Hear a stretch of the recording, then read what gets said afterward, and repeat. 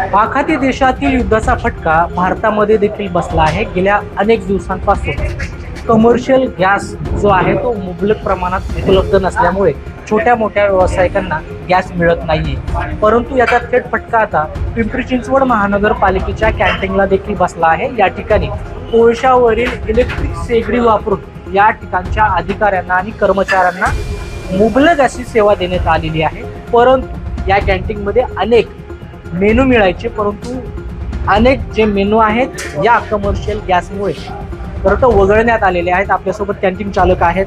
आम्ही आता उपाय शोधला इलेक्ट्रिक भट्टीचा, कोळशावर चालणारी, आणि त्याच्यावर आमचा नाश्ता चालू केला आहे। वडापाव, मिसळ आणि चहा एवढंच आमचं बनते। बाकीचा सर्व मेनू आमचा बंद झालेला आहे।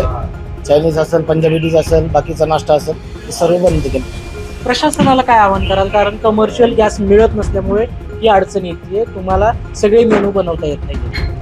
प्रशासनाला एवढीच विनंती आहे माझी की लवकरात लवकर गॅस अवेलेबल होऊन आम्हाला मिळावं। आता कशा पद्धतीने तुम्ही स्वयंपाक करत आहात?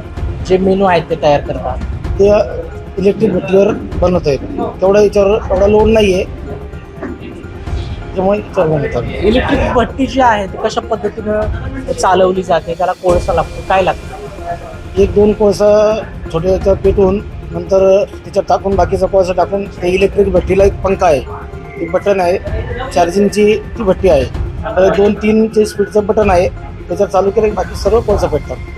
खरं तर आखाती देशात जे युद्ध सुरू आहे ते युद्ध असं सुरू राहिलं तर याचा खोलवर जो परिणाम आहे तो व्यावसायिकांवर होणार आहे।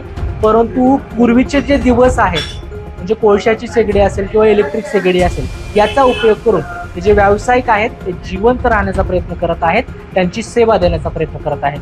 कृष्णा पांचाळ, LS मराठी, पिंपरी चिंचवड।